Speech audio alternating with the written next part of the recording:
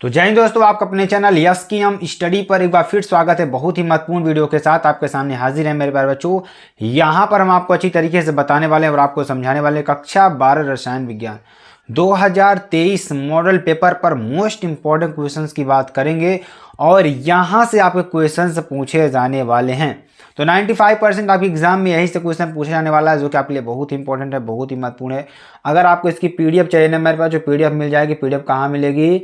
Yes की हम study का जो ऑफिशियल टेलीग्राम चैनल है वहाँ पर आपको मिल जाएगी। ठीक है, तो चलिए हम आपको अच्छी तरीके से समझाते हैं और बताने का प्रयास करते हैं। ठीक है, जो कि आपके लिए बहुत ही इंपॉर्टेंट है और बहुत ही महत्वपूर्ण भी है। ठीक है, तो चलिए, और जो भी जुड़े साथ नए जुड़ेंगे ना, चैनल को सब्सक्राइब लाइक कमेंट से जरूर कर देंगे, साथ ही साथ बेल आइकन को दबा लीजिए आप लोग। ठीक है, चलिए आगे आपको बताते हैं।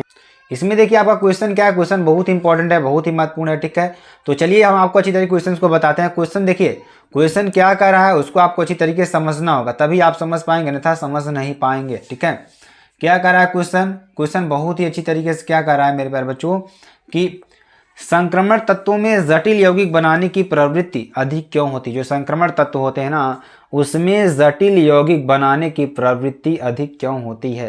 ठीक है, तो ध्यान दीजिएगा, बहुत इंपॉर्टेंट है, बहुत ही महत्वपूर्ण है। ठीक है, तो संक्रमण तत्वों में जटिल यौगिक बनाने की प्रवृत्ति अधिक क्यों होती है। तो ध्यान दीजिएगा, संक्रमण तत्वों में जटिल यौगिक बनाने की प्रकृति निम्नलिखित कारणों से अधिक होती है। कौन कौन से कारण हो सकते हैं?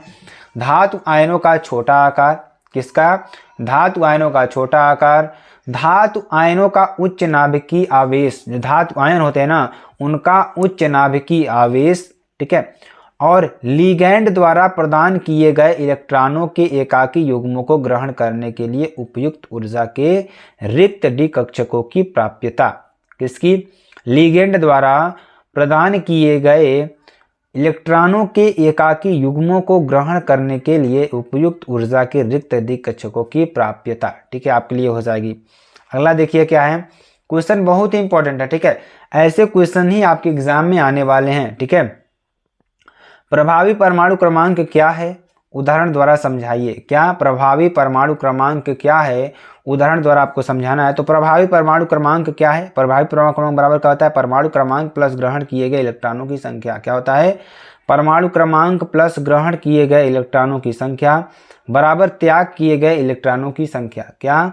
त्याग किए गए इलेक्ट्रॉनों की संख्या। ठीक है, ये आपका हो जाएगा। अगला देखिए, फार्मेलिन क्या है? इसके उपयोग आपको लिखना है। ठीक है, तो फार्मेलिन क्या है? इसके उपयोग आपको लिखना है। तो फार्मेलिन फार्मेल्डिहाइड का जलीय विलयन होता है। जो फार्मेलिन होता है ना मेरे बच्चों, क्या होता है? फार्मेल्डिहाइड का क्या होता है? जलीय विलयन होता है, जिसमें फार्मेल्डिहाइड की अधिकतम सांद्रता 40% तक होती है। जो फार्मेल्डिहाइड होता है ना, इसकी जो अधिकतम सांद्रता होती है वो कितना होती है? 40% तक होती है। यह विलयन मृत जीवों के परीक्षण में प्रयुक्त होता है। जो विलयन होता है मेरे प्यारे बच्चों, यह होता है मृत जीवों के परीक्षण में प्रयुक्त होता है। ठीक है, जो कि आपके लिए बहुत ही इंपॉर्टेंट और बहुत ही महत्वपूर्ण भी है। चलिए आगे आपको बताते हैं। अगला क्वेश्चन देखिए क्या है, यूरोट्रोपिन पर टिप्पणी लिखिए। किस पर? यूरोट्रोपिन पर टिप्पणी आपको लिखना है।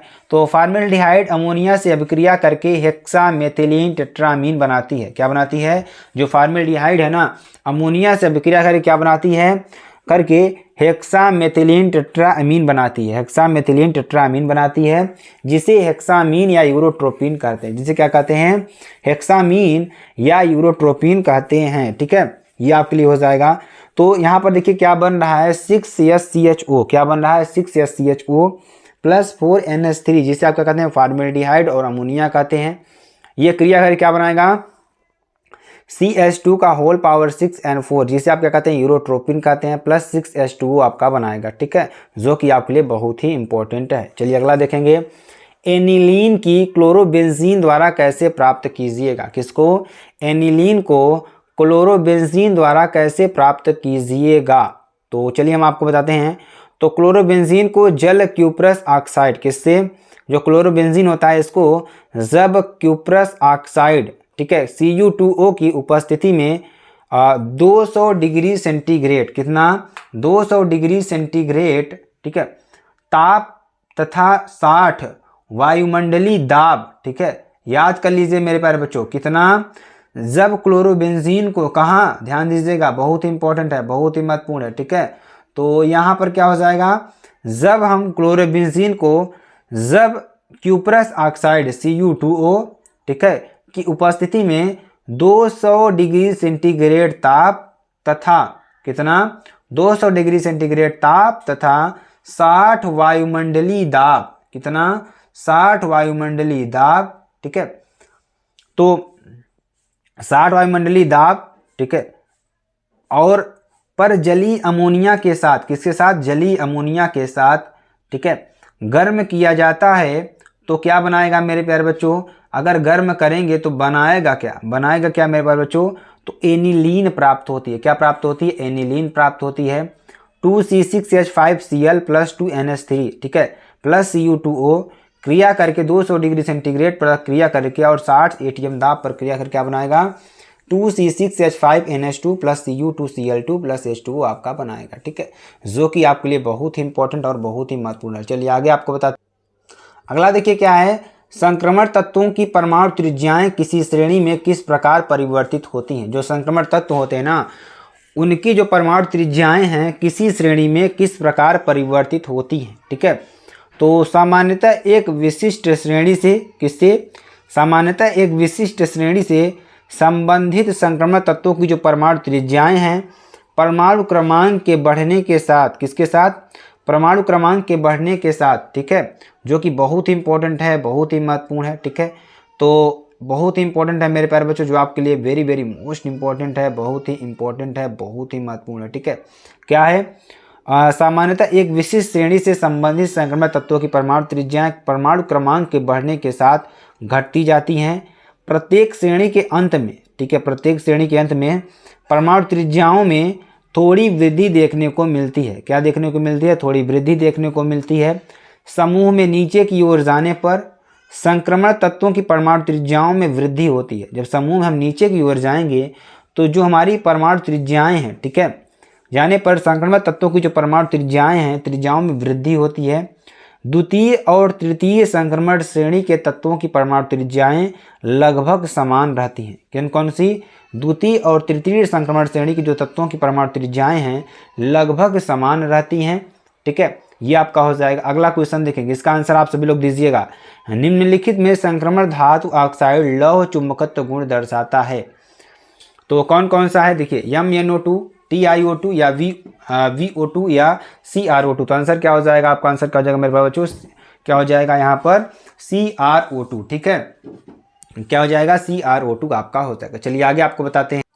अगला क्वेश्चन देखिए क्या है, एक संक्रमण धातु की अधिकतम ऑक्सीकरण अवस्था प्राप्त करने के लिए कौन से इलेक्ट्रॉन मुक्त होते हैं, ठीक है, तो यहाँ पर ध्यान दीजिएगा, एक संक्रमण धातु की अधिकतम ऑक्सीकरण अवस्था प्राप्त करने के लिए कौन से इलेक्ट्रॉन मुक्त होते हैं। तो चार ऑप्शन आपको मिलेगा, NS इलेक्ट्रॉन, N+1 इलेक्ट्रॉन या × D इलेक्ट्रॉन या N-1 × D इलेक्ट्रॉन या NS + N-1 × D इलेक्ट्रॉन।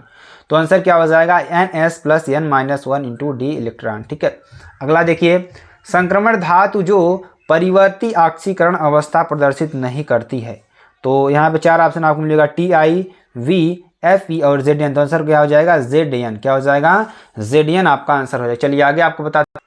अगला क्वेश्चन देखिए, निम्न तत्वों में लैंथेनाइट तत्व है, निम्न तत्वों में जो लैंथेनाइट तत्व होता है वह क्या होता है, RA, CE, AC या ZR। तो आंसर क्या हो जाएगा, CE, क्या हो जाएगा, CE, ठीक है। चलिए अगला क्वेश्चन देखिए, निम्न में से रंगहीन आयन है, निम्न में से कौन सा ऐसा आयन है जो रंगहीन आयन होता है, Cu+, Cu+2, Ni2+ या Fe+3। तो आंसर क्या हो जाएगा आपका, Cu+, क्या हो जाएगा, Cu+ आंसर आपका हो जाएगा। चलिए अगला देखेंगे, संक्रमण तत्व धात्विक लक्षण क्यों प्रदर्शित करते हैं। जो संक्रमण तत्व होते हैं वह धात्विक लक्षण क्यों प्रदर्शित करते हैं, ठीक है, आप सभी को बताना है। जो संक्रमण तत्व होते हैं वह धात्विक लक्षण प्रदर्शित करते हैं, क्यों। तो संक्रमण तत्व धात्विक लक्षण प्रदर्शित करते हैं क्योंकि उनकी आयनन ऊर्जाएं निम्न होती हैं, उनकी आयनन ऊर्जाएं क्या होती हैं, निम्न होती हैं, तथा उनके बाह्यतम कोश में अनेक रिक्त कक्षक भी उपस्थित होते हैं। क्या होते हैं, उनके बाहरी कक्षक में, बाह्यतम कोश में क्या होते हैं, रिक्त कक्षक भी उपस्थित होते हैं। कि ये कारक उनमें धात्विक आबंधों के निर्माण में सहायता करते हैं। ये कारक जो होते हैं उनमें धात्विक आबंधों के निर्माण में सहायता करते हैं। ठीक है, यहाँ पर देखिएगा आंतरिक संक्रमण तत्व क्या हैं, आंतरिक संक्रमण तत्व क्या होते हैं, तो ध्यान दीजिएगा जिन तत्वों में विभेदी इलेक्ट्रॉन जिन तत्वों में विभेदी इलेक्ट्रॉन n-2 इंटू एफ कक्षकों में प्रवेश करता है वे तत्व आंतरिक संक्रमण तत्व कहलाते हैं। क्या कहलाते हैं? आंतरिक संक्रमण तत्व कहलाते हैं। ये तत्व आवर्त सारणी में एक अलग ब्लॉक एफ ब्लॉक का निर्माण करते हैं। ये तत्व क्या करते हैं? एक आवर्त सारणी में एक अलग ब्लॉक या ब्लॉक का निर्माण करते हैं। चलिए आगे आपको बताते हैं। अतः इन्हें हम क्या कहेंगे? एफ ब्लॉक के तत्व भी कहते हैं। क्या कहते हैं? एफ ब्लॉक के तत्व भी कहते हैं। ठीक है, दो लैंथेनाइड तत्वों के इलेक्ट्रॉनिक विन्यास लिखकर उनकी ऑक्सीकरण अवस्थाएं भी लिखिए। तो दो लैंथेनाइड तत्वों के जो इलेक्ट्रॉनिक विन्यास है उनको लिखकर आप उनकी ऑक्सीकरण अवस्थाएं भी लिखना है। तो जैसे सीरियम, यूरोपियम, ठीक है, तो यहाँ पर ध्यान दीजिएगा सीरियम का Z58 होगा, इलेक्ट्रॉनिक विन्यास क्या हो जाएगा इसका, देखिए XE का क्या हो जाएगा, ध्यान दीजिएगा तो बहुत ही इंपॉर्टेंट है, बहुत ही महत्वपूर्ण, 4F1 5D1 6S2। ठीक है, तो 3 और 4 हो जाएगा। इटर्बियम का YB का क्या हो जाएगा 70 का क्या निकालेंगे मेरे बच्चों, यहाँ पर देखेंगे इसमें यहाँ पर देखिए सीरियम का निकाला 58, ये इसका क्या हो जाएगा 4F1 5D1 6S2 3 और 4। और यहाँ पर इलेक्ट्रॉनिक विन्यास किसका निकाल रहे हैं? इटर्बियम का YB का 70 होता है, तो 4F15 और 6S2 में आपका आएगा। ठीक है, तो ऑक्सीकरण अवस्थाएं क्या होंगी? 2 और 3 आपकी होंगी। ठीक है, चलिए आगे आपको बताते हैं। देखिए आपके लिए सूत्र भी पूछता है, ठीक है, सफेद कशिश क्या होता है? सफेद कशिश, ध्यान दीजिएगा सफेद कशिश क्या होता है? सफेद कशिश का सूत्र आपको लिखना है, नीला थोथा लिखना है, हरा कशिश लिखना है और मोहर लवण लिखना है। तो पहले क्या हो जाएगा ZnSO4 7H2 आपका हो जाएगा, CuSO4 जो कि किसका होगा? नीला थोथा का होगा, और हरा कशिश क्या होगा? FeSO4 इंटू 7H2 आपका होगा। मोहर लवण की बात करेंगे NH4 का whole twice SO4 into FeSO4 का होल ट्वाइस इंटू 6S2 आपका हो जाएगा। ठीक है, उसके बाद संक्रमण तत्व धात्विक लक्षण क्यों प्रदर्शित करते हैं? जो संक्रमण तत्व होते हैं वह धात्विक लक्षण क्यों प्रदर्शित करते हैं आपको बताना है मेरे प्यारे बच्चों। तो संक्रमण तत्व धात्विक लक्षण क्यों प्रदर्शित करते हैं? संक्रमण तत्व धात्विक लक्षण प्रदर्शित करते हैं क्योंकि उनकी आयनन ऊर्जाएं निम्न होती है। उनकी आयनन ऊर्जाएं क्या होती हैं? निम्न होती हैं, तथा उनके बाह्यतम कोश में अनेक रिक्त कक्षक भी उपस्थित होते हैं। क्या होती हैं? उनकी आयनन ऊर्जाएं क्या होती हैं? निम्न होती हैं, और उनके बाह्यतम कोश में उनके रिक्त कक्षक भी उपस्थित होते हैं। ये कारक उनमें धात्विक आबंधों के निर्माण में सहायता करते हैं। ठीक है, चलिए आगे आपको बताते हैं। अगला देखिए क्या है, लैंथेनाइड क्या है? लैंथेनाइड क्या होते हैं तो उनके नाम लिखिए। लैंथेनाइड क्या होते हैं उनके नाम आपको लिखना है। तो लैंथेनाइड श्रेणी में स्थित सीरियम CeZ58 लेकर ल्यूटीशियम, ठीक है, Z71 तक के 14 तत्वों को लैंथेनाइड कहा जाता है। इस श्रेणी को प्रथम आंतरिक संक्रमण श्रेणी भी कहते हैं। इस श्रेणी में परमाणुओं के 4F कक्षक में इलेक्ट्रॉन प्रवेश करता है। लैंथेनाइड के नाम निम्नलिखित है, कौन कौन से ध्यान दीजिएगा मेरे प्यारे बच्चों। सीरियम, प्रोजियोडियम, नियोडीमियम और promethium, samarium, europium, gadolinium, terbium, dysprosium, holmium, erbium, thulium, ठीक है, और इटर्बियम और ल्यूटीशियम। ठीक है, आपके लिए हो जाएगा, जो कि वेरी वेरी मोस्ट इंपॉर्टेंट है। चलिए आगे आपको बताते हैं। तो कुछ क्वेश्चन हम आपको बताते हैं जो क्वेश्चन बहुत ही इंपॉर्टेंट है। संक्रमण तत्व क्या है? संक्रमण तत्व क्या है, इनकी विशेषताओं को लिखिए। ठीक है, जैसे लैंथेनाइड आकुंचन क्या है, ये लैंथेनाइड आकुंचन के परिणाम क्या है, ये आपको लिखना है। एक क्वेश्चन को याद कर लेना है आपको, ठीक है, जो कि बहुत ही इंपॉर्टेंट है। चलिए आगे आपको बताते हैं। अगला क्वेश्चन देखिए क्या है, उपसहसंयोजन यौगिकों में ध्रुवण समावयवता को उदाहरण द्वारा समझाइए। किसको? उपसहसंयोजन यौगिकों में ध्रुवण समावयवता को उदाहरण द्वारा समझाना है। तो ऐसे यौगिक जिनके भौतिक व रासायनिक गुण समान होते हैं, ऐसे यौगिक जिनके भौतिक व रासायनिक गुण समान होते हैं परंतु जिनका व्यवहार ध्रुवित प्रकाश के प्रति भिन्न होता है। जिनका व्यवहार ध्रुवित प्रकाश के प्रति क्या होता है? भिन्न होता है। प्रकाशिक समावयवी जो कि ध्रुवित प्रकाश के तल के दाईं ओर, ठीक है, घड़ी की दिशा में घुमाते हैं। ठीक है, दक्षिण ध्रुवण घूर्णक या डी रूप, ध्यान दीजिएगा, दक्षिण ध्रुवक या डी रूप तथा जो ध्रुवित प्रकाश के तल को बाईं ओर घड़ी की विपरीत दिशा में घुमाते हैं, बाएं तथा वाम ध्रुवण घूर्णक या यल रूप कहलाते हैं। ठीक है, ये आपके लिए हो जाएगा। अगला देखेंगे, जटिल यौगिक FeH2O का होल पावर 5 या 9 SO4 में Fe के अयुग्मित इलेक्ट्रॉनों की संख्या कितनी होगी? 2, 3, 4 या नाभिक? तो आंसर क्या हो जाएगा? 2। ठीक है, तो मेरे प्यारे बच्चों, ये आपके लिए मोस्ट इंपॉर्टेंट क्वेश्चन है जो आपके लिए एग्जाम के लिए बहुत इंपॉर्टेंट। अगर आपको वीडियो पसंद आते हैं, आप चैनल को लाइक शेयर कमेंट जरूर कर सकते हैं। फिर मिलते हैं नेक्स्ट वीडियो में नए टॉपिक के साथ। तब तक के लिए जय हिंद, जय भारत।